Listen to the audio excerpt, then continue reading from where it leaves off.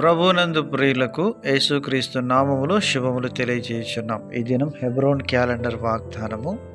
నా హృదయము ఉల్లసించెను, నా నాలుక ఆనందించెను, మరియు నా శరీరము కూడా నిరీక్షణ కలిగి నిలకడగా ఉండును.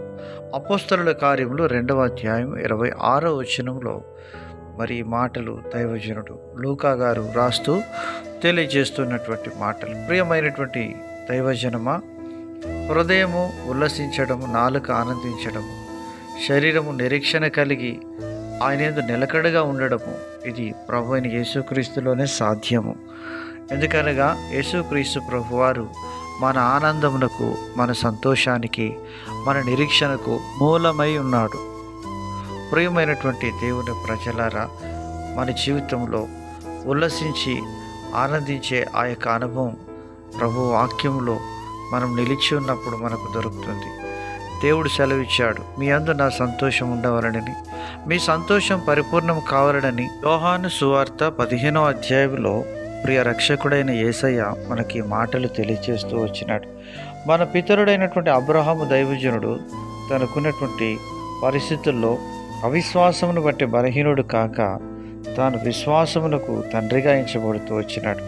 రోమాపత్రిక 4వ అధ్యాయం 18వ వచనంలో అంటున్నాడు, నీ సంతానం ఇలాగ ఉండునని చెప్పిన దాన్ని బట్టి తాను అనేక జనములకు తండ్రి అగునట్లు నిరీక్షణకు ఆధారము లేనప్పుడు అతడు నిరీక్షణ కలిగి నమ్మెను.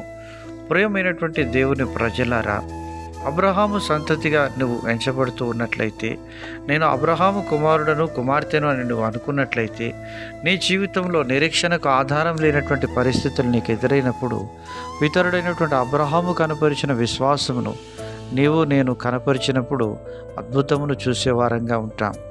ఆ విధంగా మనం ఉన్నప్పుడు దేవుని నామానికి మహిమ, నీకు దీవెన, అనేకులకు ఆశీర్వాదకరంగా దేవుడు నిన్ను నన్ను చేయబోతున్నాడు. దేవుడు నీకు ఇచ్చిన వాగ్దానం విషయం నువ్వు చింతపడక, దిగులు పడక, ఆయన యందు నిరీక్షణ ఉంచి విశ్వాసంతో దేవుడు దాన్ని తగిన సమయంలో చేసేవాడుగా ఉంటాడు.